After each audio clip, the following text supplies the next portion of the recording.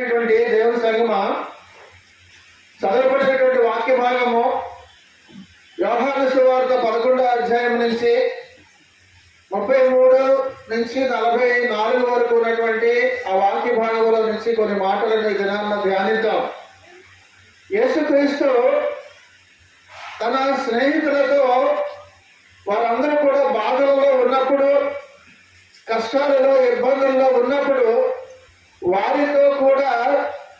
వారితో సమానంగా వారితో బాధపడుతూ వారికి సానుభూతిని చూపించడం అనేది భాగంలో మనము చూస్తాం.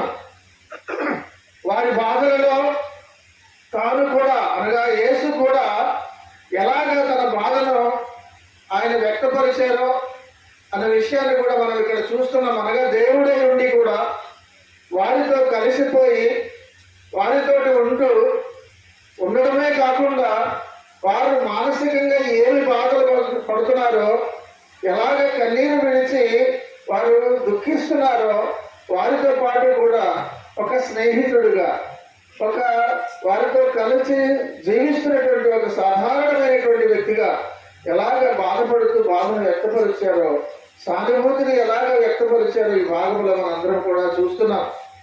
ఇక్కడ మనం గమనించినట్లయితే మార్తా మరియ గురించి చూస్తున్నాం. వారి సహోదరుడు లాజరు చనిపోయి అప్పటికి 4 దినాలు అయిపోయింది. 4 దినాలు అయిపోయిన తర్వాత 32, 33లో చూస్తాము. అంతటా మరియా యేసు ఉన్న చోటికి వచ్చి ఆయనను చూచి ఆయన పాదముల మీద పడి, ప్రభువా నీవిక్కడ ఉండిన ఎడల నా సహోదరుడు చావకుండానెను. ఆమె ఏడ్చుటయు ఆమెతో కూడా వచ్చిన యూదులు ఏడ్చుటయు యేసు చూచి కలవరపడి ఆత్మలో మూలుగుచు అతని ఎక్కడ ఉంచిదనని చాలండి. కనుక ఇక్కడ వారు బాధపడుతున్నారు. సోదరుడు చనిపోవాలనేటటువంటి దుఃఖంలో, తీవ్రమైనటువంటి దుఃఖంలో ఉన్నారు. వారు చెబుతున్నటువంటి మాటలన్నిటిని బట్టి విని అయ్యో ఇంతగా బాధపడుతున్నారని యేసుక్రీస్తు వారు ఆత్మలో పొరుగుతుండడం అన్నది ఇక్కడ మనము చూస్తున్నాం. యేసుక్రీస్తు కూడా వారితో కలిసి ఎలాగ వారి బాధలను పంచుకుంటున్నారు అన్నది మనం ఇక్కడ చూస్తున్నాం. యేసుక్రీస్తు అలాగ బాధపడుతూ ఆ బాధపడుతున్నటువంటి గుంపు కేవలము మార్తా మరియ కాకుండా అక్కడ చుట్టుపక్కల ఉన్నటువంటి వారు, ఇరుగు పొరుగు ఉన్నటువంటి యూదులందరూ కూడా వారితో కలిసి ఎలాగ రోధిస్తున్నారో, భయంకరంగా ఏడుస్తున్నారు. ఆ గుంపును చూసినప్పుడు యేసుక్రీస్తుకి బొకీము అనేటటువంటి ప్రాంతము జ్ఞాపకం వచ్చింది. ఏమిటి ఆ బొకీం అనేటటువంటి ప్రాంతము అని అంటే మనందరికీ తెలుసు. న్యాయాధిపతులలో 2వ అధ్యాయంలో బాగానే చూస్తాం. అక్కడ యేసుక్రీస్తు వారు వీరందరినీ కూడా గిల్గాలు నుండి ఆ యొక్క బయలుదేరి బొకీము అనే ప్రాంతానికి వచ్చిన తర్వాత యెహోవా దూత అంటారు, నేను మిమ్మల్ని ఐగుప్తులో నుండి నేను రప్పించాను, మీతో చాలండి, నేను రప్పించాను, నేను మీకు ప్రమాణము చేసినట్టుగా నేను మిమ్మల్ని అందరినీ కూడా రప్పించాను. నేనైతే మిమ్మల్ని కష్టాల నుంచి, బానిసత్వం నుంచి విడిపిస్తానని నా నిబంధన నేను మేరలేదు. ఎక్కడ నా నిబంధనను నేను నిలబెట్టుకున్నాను. అయితే మీరైతే ఈ దేశ నివాసులతో నిబంధన చేసుకోకూడదని, వారి బలిపీఠాలని విరగొట్టాలని మీకు ఆజ్ఞ ఇచ్చాను, కానీ మీరు నా మాట వినలేదు. కావున వీరు మీ పక్కలో బల్లెములా ఉంటారు. నా మాట వినలేదు కనుక దేవుని మాట ఎప్పుడైతే నువ్వు వినవో నీ యొక్క చుట్టుపక్కల ఉన్నటువంటి శత్రువుల్ని ఆయనే నీకు పక్కలో బల్లెముగా మార్చేస్తారు. అదే వారితో సూటిగా చెప్పినటువంటి మాట యెహోవా దూత, నేను చెప్పిన ఆజ్ఞను మీరు మిరికిరి కనుక ఈ దేశ నివాసులందరినీ కూడా మీకే మళ్ళీ పక్కలో బల్లెములాగా, సోలములాగా ఉంచుతాను, వాళ్ళు మీకు ఉరిగా ఉంటారని చెప్పినప్పుడు అయ్యో అని గొప్పలు పెడతారు. వాళ్ళందరూ కూడా ఏకముగా కూడి ఏడ్చుతారు. ఆ ఏడ్చుకను బట్టి ఆ బొకీము అనే ప్రాంతానికి ఏపు అనేటటువంటి అర్థం వచ్చేలాగా ఏ ప్లేస్ ఆఫ్ వేపర్స్ బొకీము అనగా అదే యేసుక్రీస్తు వారికి గుర్తుకొచ్చింది. వచ్చింది. అయ్యో వీళ్ళందరూ కూడా ఏడుస్తున్నారే, అలనాడు అక్కడ కూడా అదే కదా జరిగింది అని యేసుక్రీస్తు వారి జ్ఞాపకం రావడం అన్నది ఈ దినాన్ని మనము కూడా ఇక్కడ జ్ఞాపకం చేసుకున్నాం. యేసుక్రీస్తు ఎంత జాలి కలిగినటువంటి దేవుడు అని అంటే, తన వారు ఎవరైనా సరే బాధలలో ఉంటే ఆయన అది చూసి చూడనట్టుగా వెళ్ళిపోలేనటువంటి మనసు కలిగినటువంటి కరుణామయుడు ఆయన. అనగా ఈ దినాన నీవు కూడా ఏ బాధలలో ఉన్నా నువ్వు ఒకసారి కళ్ళు మూసుకొని కానీ ప్రార్థించుకుంటే ఆయన నీ యొక్క ప్రార్థన వినకుండా చెవులు మూసుకోలేరు. అయ్యో నా కుమారుడా, అయ్యో నా కుమార్తె అని ఈ దినాన లాజరు తాలూకా అక్కచెల్లెళ్ళు మాత్రం మరి ఎలాగైతే బాధపడుతున్నారో, చుట్టుపక్కల ఉన్న వాళ్ళందరూ కూడా ఎలాగ బాధపడుతున్నారో ఆయన కూడా అలాగే బాధపడుతున్నారన్న విషయాన్ని అందుకనే ఆత్మలో మూలుగుట అనేది మనం చూస్తున్నాం. ఒక దేవుడై ఉండి ఆత్మలో ఒక మనిషి గురించి, మనిషి యొక్క బాధను చూసి ఆత్మలో మూలుగుట అనేది మనం ఇక్కడ చూస్తున్నాం ప్రియమైనటువంటి దేవుని సంగమం. అందుకని ఇప్పుడు చదవబడినటువంటి యెషయా గ్రంథంలో 63:9 ఒక మాట మనం ఒకటి చూద్దాం. వారి యావత్ బాధలో ఆయన చాలు, ఆ మాట నెరవేరింది, ప్రవచనము నెరవేర్పు. వారి యావత్ బాధలో ఆయన బాధ నొందిన మాట మనం చూస్తున్నాం. కనుక అందరూ కూడా ఏడవడము చూసి వారి యావత్ బాధలో ఆయన కూడా బాధపడ్డారు అని దేవుడి గురించి తెలియజేస్తున్నటువంటి ఆ యొక్క మాటే నెరవేర్పే యేసుక్రీస్తు వారి ఆత్మలో మురుగుట అని మనం ఇక్కడ చూస్తున్నాం. కనుక అలా వారి యొక్క ఏడ్పు అంతా కూడా చూసి యేసుక్రీస్తు వారు చెల్లించిపోయారు. అప్పుడు ఆయన అన్నారు, అతనిని ఎక్కడ ఉంచారు అంటున్నాడు. సరే మీరందరూ ఏడుస్తున్నారు కదా, ఎక్కడ ఉంచారు అని అనగానే వారందరికీ కూడాను ఎక్కడ ఉంచారు అన్నది యేసుక్రీస్తు వారికి తెలియక కాదు, దేవుడై ఉండి. కానీ వారికి ఆ మాట చెప్పినప్పుడు ఏడుస్తున్న వాళ్ళు ఒక్కసారి ఆగి వాళ్ళలో ఒక ఆశ పుట్టులాగా ఎక్కడున్నాడు అని అంటే, ఎక్కడున్నారని అడిగారేంటి, ఏదన్నా ఈరోజు ఏమన్నా చేస్తారా, ఏమన్నా చేయగలరా, ఒకవేళ ఏమన్నా చేయడానికి ఆయన మాట అన్నారా అని ఏడుస్తున్న వాళ్ళు ఒకేసారి కన్నీళ్ళు అలా తుడుచుకొని వాళ్ళు మాట్లాడించడానికి, వాళ్ళలో ఒక ఆశ రావడానికి, సదరుగా ఎవరన్నా సరే రోధిస్తున్నప్పుడు, ఎవరన్నా కోల్పోయిన వాళ్ళు రోధిస్తున్నప్పుడు వారి పక్కకు వెళ్ళినప్పుడు చాలా ఏడుస్తున్నప్పుడు అమ్మ ఊరుకో అని చెప్తూ ఏంటమ్మా ఎలా జరిగిందని అంటే అప్పుడు ఒకసారి వాళ్ళు కళ్ళు తుడుచుకొని జరిగినటువంటి సంఘటన చెప్పుకున్నప్పుడు ఆ యొక్క షార్ట్ గ్యాప్ లో వారి దుఃఖాన్ని కొంచెం ఆగుతారు. యేసుక్రీస్తు వారు చేసేది కూడా అదే. ఎక్కడుంచారు అన్న మాట అడగడం అక్కడ మనము 33వ వచనం చివరిని చూస్తాం. అతనిని ఎక్కడ ఉంచితిరి చాలండి అన్న మాట అక్కడ మనం చూస్తున్నాం. కనుక వారు ఎక్కడ లాజరును సమాధి చేశారో చెప్పలేదు, కానీ ఆ 34వ వచనంలో ఏమన్నారనంటే ప్రభువా వచ్చి చూడమనేది చాలండి. కాబట్టి ప్రభువా రా అనగా యేసు ప్రభుని ఎంత త్వరగా అక్కడ తీసుకెళ్ళిపోవాలనే ఆకృతితో ప్రభువా వచ్చి చూడమని అన్నారు, కానీ అది వాళ్ళు అక్కడ చెప్పలేదు అడ్రస్. కనుక ప్రియమైనటువంటి దేవుని సంగమా అలాగ వెళుతూ వాళ్ళతో పాటు యేసుక్రీస్తు వారు ఆ 35లో ఒకే ఒక వాక్యము ఏంటి, యేసు కన్నీళ్లు విడిచెను. షార్ట్ వెర్స్ అక్కడే 35వ వచనం అంతా కూడా చూస్తే యేసు కన్నీళ్లు విడిచెను. కనుక ఈ మాట చిన్నదే కానీ భావము చాలా గొప్పది. కనుక యేసు కన్నీళ్లు విడిచెను అనేది అక్కడ ఎన్నో సూచనలను, ఎంతో గంభీరమైనటువంటి అర్థాన్ని మనకి ఇక్కడ తెలియజేస్తుంది. కాబట్టి యేసుక్రీస్తు వారు 100% మానవుడిగా, 100% భగవంతుడిగా, దేవుడిగా ఉన్నారు. కనుకనే వారి యావత్ బాధలో ఆయన కూడా బాధ పొందారు. కనుకనే కన్నీరు వచ్చింది. కావాలని కన్నీరు తెచ్చుకోలేదు, కొందరులాగా కావాలని ఏడవలేదు. అలాగా దేవుడై ఉండి అలాగే ఏడవలసిన అవసరం కూడా ఆయనకి లేదు. ఆయనకి రియల్ గా బాధ కలిగింది కాబట్టి కొంతకాలం వారితో కలిసి జీవించాడు. కనుక వారితో ఏర్పడినటువంటి ఆ యొక్క స్నేహ బంధమును బట్టి యేసుక్రీస్తు వారు కన్నీళ్లు విడిచారు అన్న మాట మనం అక్కడ చూస్తున్నాం. ప్రియమైనటువంటి దేవుని సంగమా యేసుక్రీస్తు వారు కన్నీళ్లు విడిచినట్టు మనం చూస్తాం, కానీ బైబిల్ అంతట్లో నవ్వినట్టు ఎక్కడ చూడం. యేసుక్రీస్తు వారు నవ్వేరు అని ఎక్కడ కూడా మనము బైబిల్లో చూడము.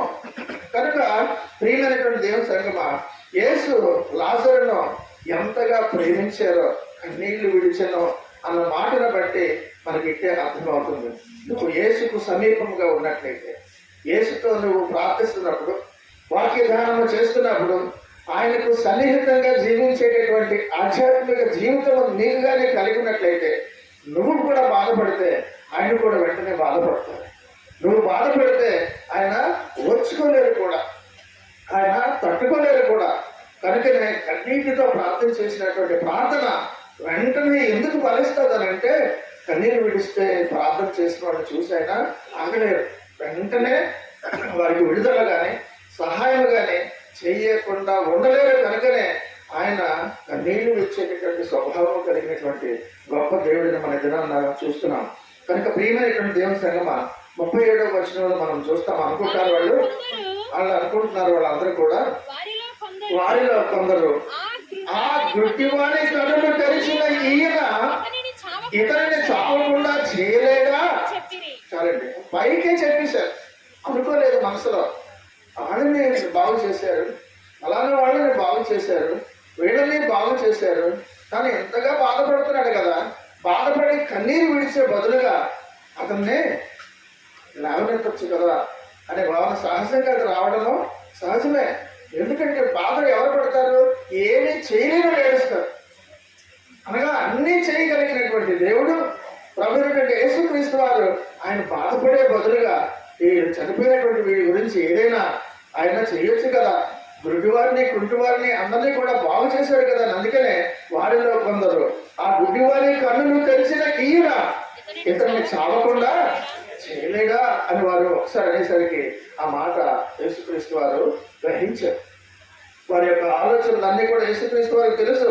దీనిని బట్టి యేసుక్రీస్తు వారు అర్థం చేసుకున్నారు వారందరి గురించి కూడా. ఎందుకు ఆయన లేకుండా అంతవరకు ఉన్నారో కూడా వారికైతే అర్థమవదు, కానీ యేసుక్రీస్తుకు మాత్రమో తెలుసు. యేసుక్రీస్తు కూడా చనిపోయిన వారిని సైతము కూడా ఆయన లేపారు. అనగా ఆయన సిలువపై ఉన్నప్పుడు ఆయన మరణించకుండా చేసుకోగల శక్తి ఉన్నా సరే ఆయన మరణించారు. కారణం ఏంటంటే తండ్రిని మహింపరచగలరు. కనుక ప్రియమైనటువంటి దేవుని సంగమా, మరణించకుండా ఆయన చేసుకోగలరు, మరణించకుండా ఎవరినైనా చేయగలరు. కానీ ఇక్కడ ఆయన ఎందుకు చేయలేదని ఈ జనాలందరూ కూడా చూసి అనుకుంటున్నారు. అందుకనే యేసు 38వ వచనంలో వారు అనుకోవడం అంతా చూసి ఆయన మరలా మూలుగుతున్నారని చూస్తున్నాం. సరే అండి, యేసు మరలా తనలో మూలుగొచ్చు. ఎందుకు మరలా మళ్ళీ మూలిగారు? మొట్టమొదట స్నేహితుడిని కోల్పోయినందుకు, ఒక కుటుంబంలో వ్యక్తిని కోల్పోయినంత బాధ కలిగినందుకు ఆత్మలో కూలిగారు. రెండోసారి మీరు అందరూ కూడా వాళ్ళందరినీ కూడా లేపినటువంటి అతను గుడ్డివారిని బాగు చేసినటువంటి ఆయన వీడిని చావకుండా చేయలేరా అని చెప్పినప్పుడు వారి యొక్క బాధను బట్టి ఎందుకు చేయలేదో ఆయనకి తెలుసును కాబట్టి ఆయన మొలుగుతూ ఉన్నారు. కనుక ప్రియమైనటువంటి దేవుని సంగమా, వారు యేసు యొక్క శక్తిని తక్కువగా అంచనా వేసినందుకు కూడా వారి యొక్క అవిశ్వాసాన్ని బట్టి యేసుక్రీస్తు వారు అసంతృప్తిని వ్యక్తం చేస్తున్నారు. అయ్యో, మీకు ఎన్నోసార్లు మీకు దేవుని యొక్క శక్తిని కనపరిచానే, ప్రార్థించినప్పుడు ఎన్నో ఆశ్చర్య అద్భుత కార్యాలు నేను చేసేనే, అప్పుడు ఉన్నటువంటి విశ్వాసము ఒక చిన్న విషయానికి వచ్చేసరికి అప్పుడే మీరు విశ్వాసం నుంచి మీరు పడిపోయారా అని వాళ్ళందరినీ చూసి అనుకుంటున్నాడు. యేసు వారి యొక్క హృదయ కాఠిన్యాన్ని బట్టి ఆయన ఎంతగానో మురుగుతున్నారు. దేనికండి మరలా మురుగుతున్నారు?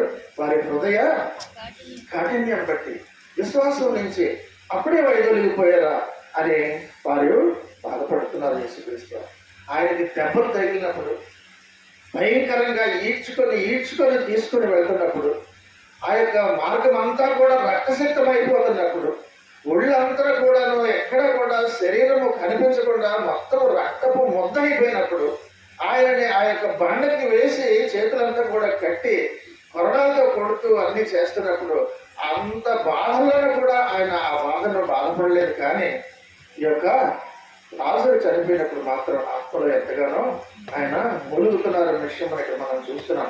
కనుక ఆయన మనుషుల గురించి ఒకసారి, అనగా మళ్ళీ యెరూషలేము గురించి ఒకసారి ఆయన కన్నీరు పెట్టడం మనం చూస్తాం. మత్తయి సువార్త 23వ అధ్యాయము 37వ వచనంలో చూస్తాం. ఏమని చూడతామా?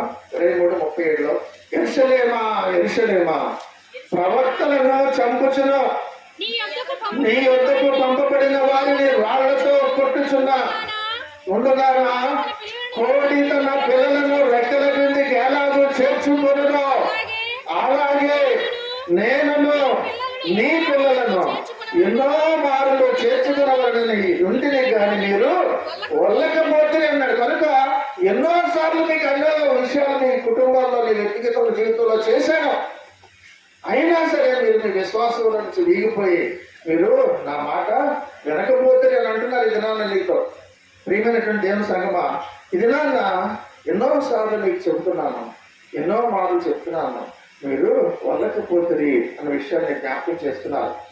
ఎందుకు యేసుక్రీస్తు వారు ఆత్మలో మురుగుతున్నారు అంటే, ఈ పాపముతో నిండిపోయినటువంటి ప్రపంచంలో భయంకరమైనటువంటి కష్టాలు, కన్నీటిలు, వీటన్నిటి కూడా ఉన్నటువంటి వీటి నుంచి లాజరు వెళ్ళిపోయి ప్రశాంతమైనటువంటి ప్రదేశంలో దేవుని దగ్గర సంతోషముగా ఉన్నటువంటి తనని తిరిగి మళ్ళీ కూడా ఇదే పాపపు ప్రపంచానికి, ఇదే భయంకరము కష్టాలుగా ఉన్నటువంటి ప్రాంతానికి, ఈ యొక్క భూమి మీదకి మళ్ళీ మీరు తీసుకురమ్మంటున్నారే, మీరు తెలియక అడుగుతున్నారని ఆత్మలో అడుగుతున్నారు. నిజమే కదా? దేవుడి దగ్గరికి వెళ్ళిపోయిన తర్వాత బాధపడినా సరే అందరూ కానీ, మనం కానీ, వాళ్ళు కానీ కొంతసేపటికి ఏమనుకుంటాం, దేవుడి దగ్గర వెళ్ళిపోయారు, అదే సంతోషం, ఏదైతే అవని అని ఒక దీనికి మనం ఎలాగైతే వస్తామో, యేసుక్రీస్తు వారు అక్కడ సంతోషంగా ఉన్న వాడిని తీసుకొచ్చి మళ్ళీ కూడా ఈ యొక్క పాపపు ప్రపంచంలోనికి తీసుకురమ్మంటున్నారు. ఏమిటని ఆయన ఆత్మలో మురుగుతున్నారు. ఈ ప్రపంచం అంతా కూడా నిత్యము కూడా తుఫానులే కదా, నిత్యము కూడా కష్టాలే కదా, నిత్యము కూడా కన్నీళ్లే కదా, వీటన్నిటి నుంచి ఎప్పుడు నాకు విడుదల వస్తుందని ముసలి వయసులో ఆలోచిస్తున్నటువంటి వారందరి గురించి కూడా ఒకసారి చూస్తే ఈ ప్రపంచం యొక్క చివరన జరిగేది ఏమిటి కదా అర్థమవుతుంది కదా. దీని నుంచి వెళ్ళిపోవడం సంతోషమే అని ప్రతి ఒక్కరికి కూడా తెలుసు కదా. అయినా నీ తమ్ముడిని లేదా నీ సోదరుడిని తీసుకొచ్చి ఎలాగ అనుకుంటున్నావు యేసుక్రీస్తు వారు బాధపడుతున్నారు. 38వ వచనం 2వ భాగంలో, అది ఒక గుహ, దాని మీద ఒక రాయి పెట్టి ఉండేనని చూస్తున్నాం.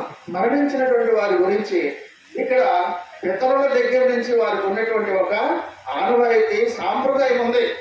ఆదికాండం నుంచి కూడా మనం చూస్తే 23వ అధ్యాయం 19 నుంచి కూడా చూస్తే ఆ కనాన్ దేశంలో ఉన్నటువంటి మక్పేలా అనేటటువంటి ప్రాంతంలో అబ్రహాము తన భార్య అయినటువంటి శారాను అక్కడ పాతిపెట్టి అక్కడ గుహలో ఉంచడం మనం చూస్తున్నాం.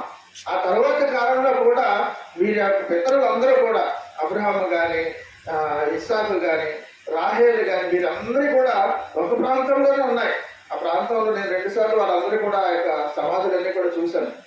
వాళ్ళందరూ కూడా ఆ ప్రాంతంలోనే ఉన్నారు. యెషయా తాలూకా సమాధి చూశాను, ప్రవక్తల తాలూకా సమాధులు చూశాను. ఇలాగ వీళ్ళందరినీ కూడా చూసినప్పుడు ఎందుకు వాటిని నేను చూశానని చెప్తున్నాను. దావీదు సమాధి కూడా చూశాను, ఎంతో సంతోషం.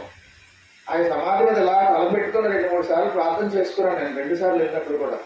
ఎందుకు ఆ మాట చెప్తున్నాను అంటే, ఆ సమాధులని అనగా అబ్రహాము దగ్గర ఉన్నటువంటి ఆ సమాధిని మక్పేలాలో ఈనాటికి కూడా ఎందుకు భద్రంగా ఉంచారు, దాని చుట్టూ కూడా ఎవరు రోజు కూడా ఒక గుడి చేరినంతగా వారందరూ కూడా ఎందుకు అంతగా గౌరవిస్తారంటే పునరుద్ధానం మీద ఉన్నటువంటి నమ్మకం.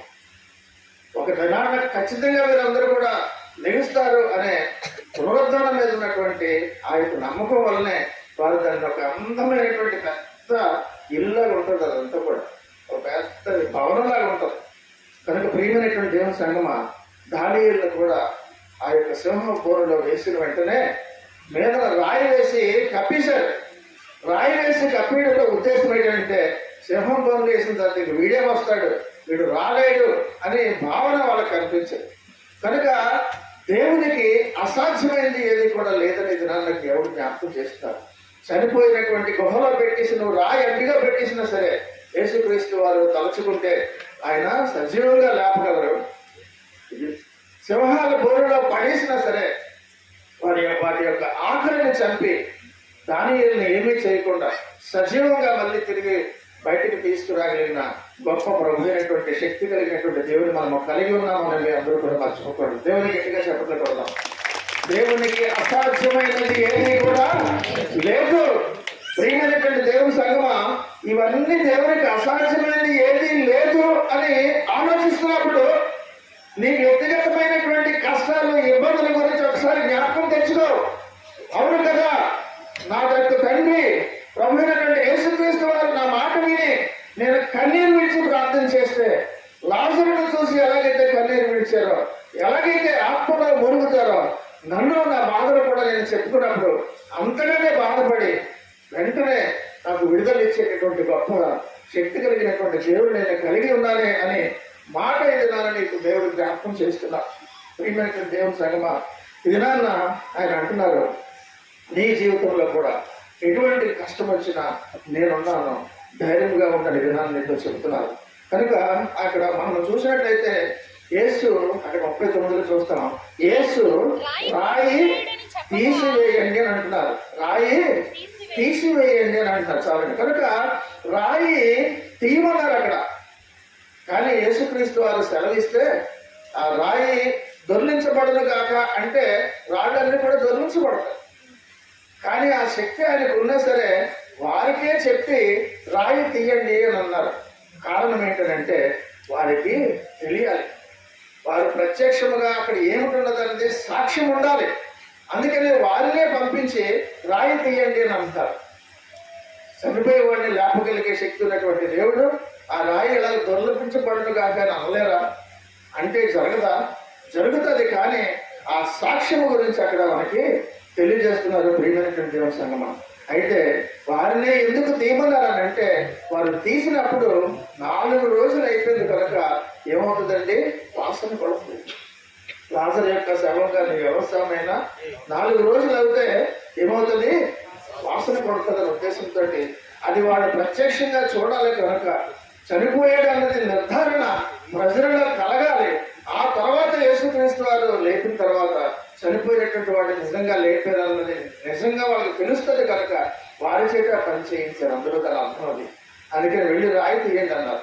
వాళ్ళు రాయి తీయడానికి వెళ్తే లాజరు నిజంగా చనిపోయాడని అక్కడ వాళ్ళందరూ కూడా ఆ వాసనను బట్టి వాడికి అర్థమైపోయింది. కనుక ప్రియమైనటువంటి దేవుని సంగమా, ఈ దినాన్ని నా పరిశుద్ధాత్మ దేవుడు మీకు జ్ఞాపకం చేస్తున్నారు. మనము గత దినాల్లో ధ్యానించాం, పాపముల చేతను అపరాధముల చేతను చచ్చిన స్థితిలో ఉన్నటువంటి మనలను ఆయన బ్రతికించారు. అనగా చచ్చిన స్థితిలో ఉన్నటువంటి లాజరు యొక్క శవము ఏమైందండి, వాసన వచ్చింది. ఆ యొక్క వాసన ఎలాగైతే వచ్చిందో చచ్చిన స్థితిలో ఉన్నటువంటి మనం, అనగా నీలో పాపములు ఉంటే నువ్వు చచ్చిన స్థితిలో ఉన్నట్టు. చచ్చిన స్థితిలో ఉన్నటువంటి నీ నుంచి కూడా ఏంటి వస్తుందండి, వాసన వస్తుంది. ఆ వాసన రాకుండా నువ్వు పాపములన్నింటినీ కూడా ఒప్పుకొని యేసుక్రీస్తు దగ్గర క్షమాపణ అడిగితే నీలో జీవం వస్తుంది. నువ్వు తిరిగి లాజరులాగా బయటకు వచ్చి నూతన జీవం పొందుకుంటావని కూడా వినాన్ని దేవుడు మనకు తెలియజేస్తాడు. కనుక ప్రియమైనటువంటి దేవుని సంగమా, చచ్చిపోయినటువంటి స్థితిలో ఉన్నటువంటి నీ ఆత్మను బ్రతికించాలనంటే ఏం చేయాలనంటే రాయి తీయాలి. నువ్వేం చేయాలనంటే నీ ఆత్మ బ్రతికించబడాలనంటే, చచ్చిన స్థితి నుంచి నువ్వు బయటికి రావాలనంటే ముందు నీవు రాయి తీయాలి. ఏమిటి రాయి తీయాలనంటే, నీకు బయటికి రాలేకుండా ఉండిపోయినటువంటి ఏ పరిస్థితులు నీకు అడ్డంగా ఉన్నాయో నీకు తెలుసు కనుక నీ యొక్క నిన్ను అడ్డుగా ఉన్నటువంటి, నిన్ను మూసేస్తున్నటువంటి ఆ రాయిని నువ్వు తీస్తే అద్భుతం అప్పుడే నువ్వు చూడగలవని ఇది నాన్న దేవుడు మనకు తెలియజేస్తున్నావు.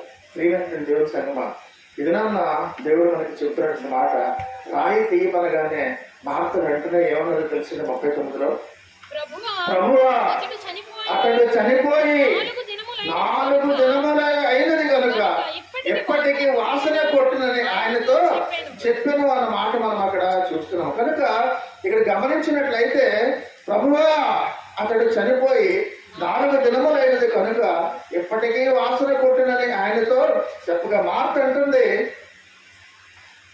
ఇక్కడ మరో ప్రపంచంలోనికి ఆల్రెడీ వెళ్ళిపోయి ఈరోజు లాజరు వయస్సు 4 రోజులు, ఇంకొక లోకంలోకి వెళ్ళిపోయినటువంటి లాజరు తాలూకు వయసు 4 రోజులు అయింది. అనగా 4 రోజులు అయితే చనిపోయింది అర్థం. అతను ఎప్పుడు తీస్తే కంపు కొడతాడు అని తనకి చెబుతుంటే ఆయన ఆలోచిస్తున్నారు, మార్త ఏంటి ఇలాగ ఆలోచిస్తుంది. నేను వచ్చిన తర్వాత కూడా, తనతో నేను ఉన్న తర్వాత కూడా మార్త ఏంటి ఇలాగ ఆలోచిస్తుంది, తనకి విశ్వాసంలోనూ మరి వెనక్కి వెళ్ళిపోయిందా అని ఆలోచిస్తూ ముందు ఆమెను విశ్వాసంలో బలపరచడానికి యేసుక్రీస్తు వారు చూశారు. ఎందుకంటే నువ్వు విశ్వసించకపోతే కార్యం అక్కడ జరగదు. యేసుక్రీస్తు దగ్గర నీలో యేసుక్రీస్తు యొక్క కార్యం జరగాలంటే, దేవా నా జీవితంలో నువ్వు మాత్రం ఏం వచ్చినా సరే ఏం చేయలేవు అని నువ్వు ప్రార్థన చేస్తే నీకు ఎప్పుడూ జరగదు. దేవా నువ్వు మాత్రమే చేయగలవు అని ప్రార్థన చేస్తేనే నీలో ఆశ్చర్య అద్భుత కార్యం జరుగుతుంది. అయ్యో ప్రభు ఆ చనిపోయిన 4 రోజులు వాసన పడుతుందని అంటే నీలో ఇంకా అవిశ్వాసం కనిపించినప్పుడు ఆయన వచ్చి కార్యం ఎలా చేస్తారు? మనము కూడా అదే ఆలోచించాలి. దేవా, చాలా మంది ఎవరికైనా కష్టాలు చెప్పుకున్నప్పుడు, ఏమండి నీకు ఏం అలాగే నా కష్టాల ఈ భగవంతుడు కూడా తీర్చలేడని ముందు ఎలాగంటారు. నా కష్టాలమ్మా భగవంతుడు కూడా తీర్చలేడని తెలిసి ఇంకా ప్రార్థించడం అవసరం, గుడికి రావడం అవసరం. అనగా దేవుడి మీద నీకు నమ్మకం లేనప్పుడు, దేవుడి మీద నీవు ప్రార్థన చేసినప్పుడు ఫలాన్ని జరుగుతుందని విశ్వాసం నీకు లేనప్పుడు నీ జీవితంలో ఎప్పుడు కూడా అద్భుతం జరగదు. కనుక ప్రియమైనటువంటి దేవుని సంగమా, మార్పులో ఉన్నటువంటి అవిశ్వాసం ముందు పోతేనే ఆ లాజరును బతికించడం అవుతుంది అనే విషయం యేసుక్రీస్తు వారు గమనించారు. అప్పుడు అన్నారు, మార్త యొక్క అవిశ్వాసాన్ని చూసి మృదువుగా తనను తోసిపెట్టి ఆ 40 వచనంలో అమృత కేవలం చేశారు. అందుకు యేసు, నీవు నమ్మిన ఎడల దేవుని మహిమ చూతువని నేను నీతో చెప్పలేదా అంటున్నారు కాలమ్మ. కనుక అక్కడ మాటను బట్టి అదేంటి మార్త నువ్వు అలాగనేసావు, నేను నీకు చాలాసార్లు చెప్పాను కదా, నీవు నమ్మిన ఎడల దేవుని మహిమను చూతువని నేను నీతో చెప్పలేదంటే ఆల్రెడీ చాలాసార్లు చాలా సందర్భాల్లో చెప్పడము జరిగింది అని అర్థం. కనుక ఈ దినం నీతో కూడా అంటున్నటువంటి మాట ఏంటంటే, దేవా నా యొక్క పరిస్థితి ఇలాగా ఉంది అని చెప్పినప్పుడు నీవు నమ్మిన ఎడల దేవుని మహిమ చూతువని ఈ దినాన్ని నీతో అంటున్నారు. నీ జీవితం విషయంలో, నీ ఆరోగ్యం విషయంలో, దేవా నా ఆరోగ్యం ఎప్పటికీ కూడా ఇంకా ఇలాగే ఉన్నది దేవా, నీవే నన్ను కాపాడాలి అని చెప్పినప్పుడు ఈ దినాన్న దేవుడు అంటున్నారు, ఏమంటున్నారండి, నీవు నమ్మిన ఎడల దేవుని మహిమను చూతూ అంటారు. ఈ దినాన్న మన అందరితో కూడా దేవుడు చెబుతున్న మాట అదే, నీవు నమ్మిన ఎడల దేవుని మహిమను చూస్తావంటే నమ్మకపోతే చూడవు. అది మనం అర్థం చేసుకోవాలి. కనుక నమ్మి ప్రార్థన చేయాలి. నీ ప్రార్థనలో నమ్మకము కనిపించాలి. ప్రియమైనటువంటి దేవుని సంగమా, ఇదినాన్న నీవు నమ్మిన ఎడల దేవుని మహిమ చూతూ నీతో చెప్పలేదా అన్న మాట చెప్పిన తర్వాత అప్పుడు అంతకు ముందే ఒకసారి తను నమ్ముతున్నానని 23వ వచనం 27లో ఒకసారి అంటది అక్కడ, నమ్ముచున్నానని అంటది అక్కడ. అనగా నమ్ముచున్నాననే మాట అర్థం ఏంటంటే నువ్వు ఏదైనా చేయగలవు, లాజరుని సజీవంగా కూడా నువ్వు తీసుకురాగలవని తను ఒక సందర్భంలో నమ్మింది. కానీ ఇక్కడికి వచ్చేసరికి అమ్మో తీయొద్దని, అనగా కొందరు నమ్ముతారు, సరిగ్గా సమయానికి వచ్చేసరికి వద్దు అనేస్తారు. కనుక అందుకే నాకు రాయి తీయండి అంటే వద్దు వాసన పడతానంట. నీవు నమ్మిన ఎడల దేవుని యొక్క మహిమను చూతుమని దినాన దేవుడు మన అందరితో కూడా చెప్తున్నా. నీలో కావాల్సింది ఏంటంటే సిన్సియర్ ఫెయిత్ కావాలి, నిజాయితీ అయినటువంటి విశ్వాసము కావాలి, సిన్సియర్ ఫెయిత్ కావాలి. కనుక ప్రియమైనటువంటి దేవుని సంగమా, దినాన్న దేవుడు చెబుతున్నటువంటి మాట, నీవు నిష్కపటముగా నిజాయితీగా కానీ నువ్వు దేవుడిని అంత విశ్వాసము కలిగి ఉండి ప్రార్థించినట్లయితే నీవు నమ్మిన ఎడల దేవుని మహిమను చూపు అనే దినాన్ని మన అందరితో మాట్లాడుతున్నాను. అక్కడ లాజరు విషయంలో ఎలాగైతే జరిగిందో అది కథగా వినడానికి కాదు దినాన్ని మనం వచ్చింది. ఆ రోజు వారితో ఏది అన్నారో, ఏ మాట బట్టి అక్కడ కార్యము జరిగిందో అది దినాన్ని మనకి జ్ఞాపకం చేస్తున్నారు.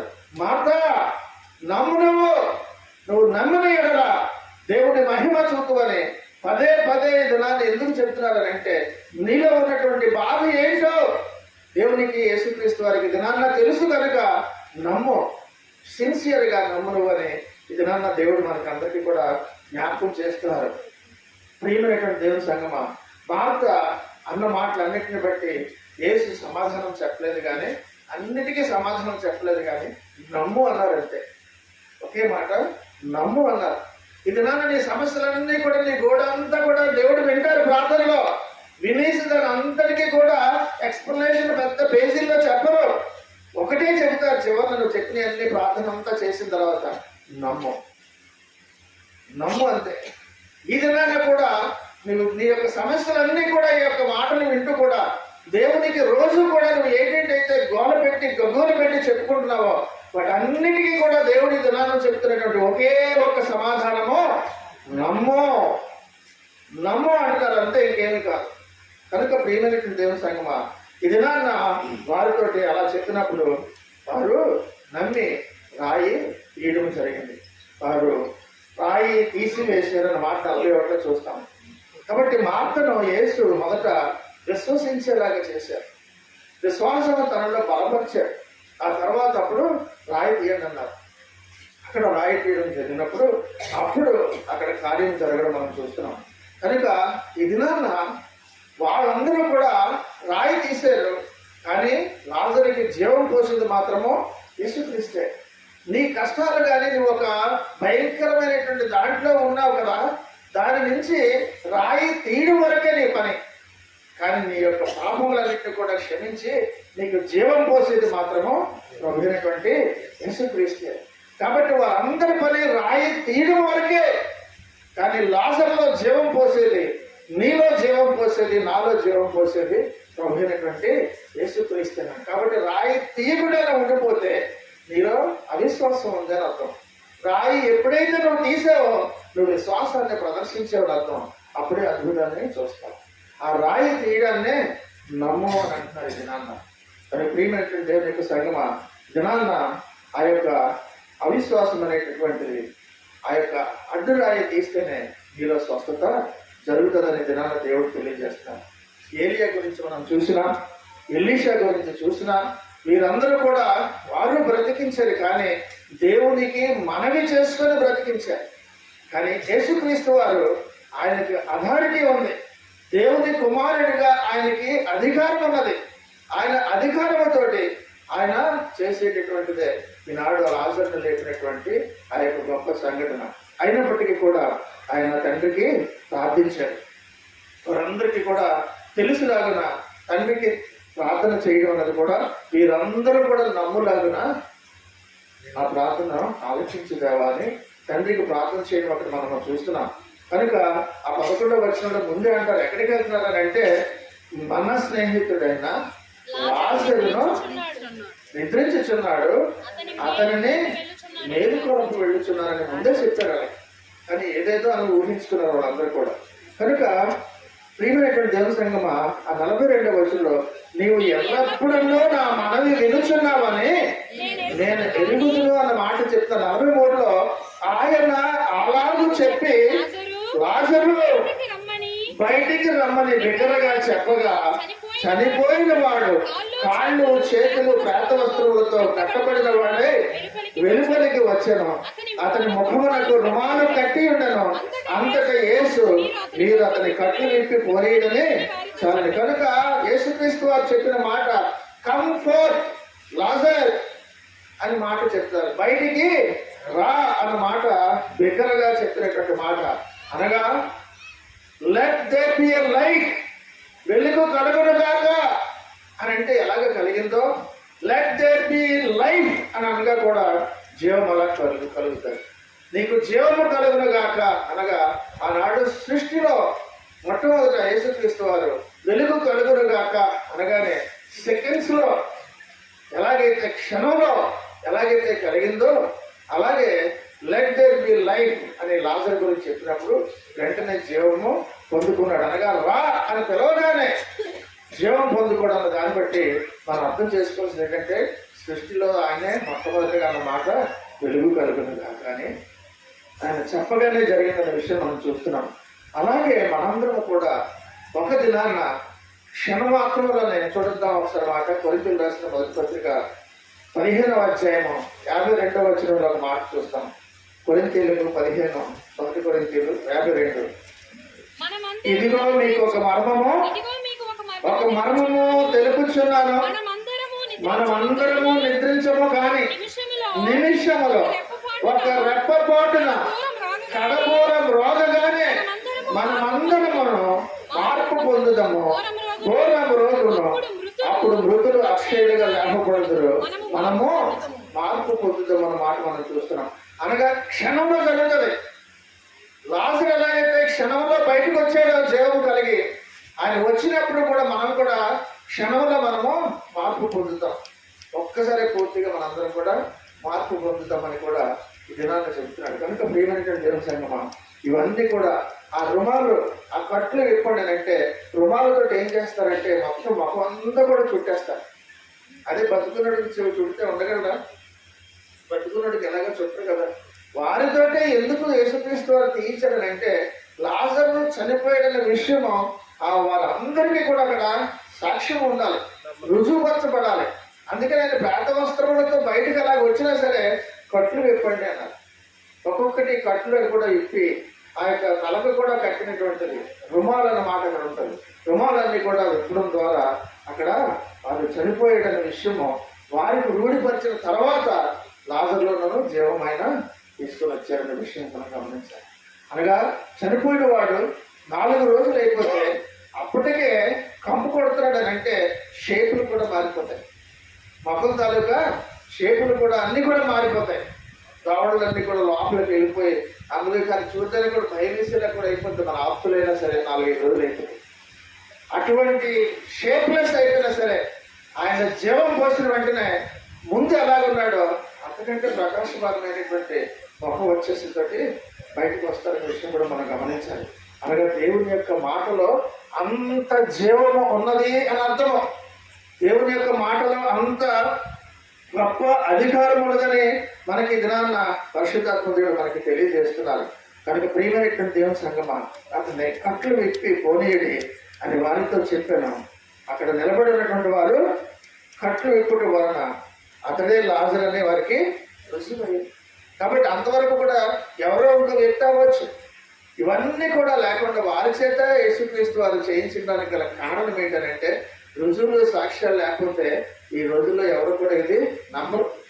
కనుక వారందరికీ కూడా రుజువులు చూపించడం బట్టి విశ్వాసము బలపడాలని, యేసుక్రీస్తు జీవము గల దేవుడని, జీవము కలగచేయగలవాడని, సమస్తము కూడా ఆయనకు సాధ్యమే అని రుజువుపరచడానికి యేసుక్రీస్తు వారు చేసినటువంటి ఆశ్చర్య అద్భుత కార్యము లాజరు బయటికి రా అన్నమాట.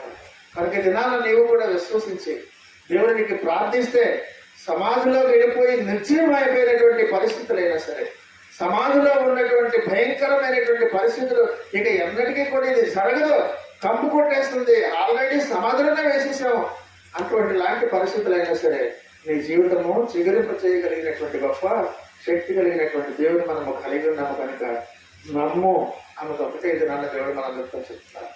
కాబట్టి నమ్ముడు వలన మన జీవితంలో ఏదైనా సరే తిరిగి పొందుకోగలము. కనుక అట్టి విశ్వాసంతో మనందరం కూడా ఉండాలని, ప్రతి ఒక్కరు కూడా దేవుడిని మహిమపరచడానికి విశ్వాసంలో అందరము ఇంకా కూడా బలపడాలని కోరుతూ నా మాటలు ముగిస్తున్నాను. దేవుడి మాటలు మనం ఇంట్లో జీవించి ఆశీర్వదించి బలపరచును గాక.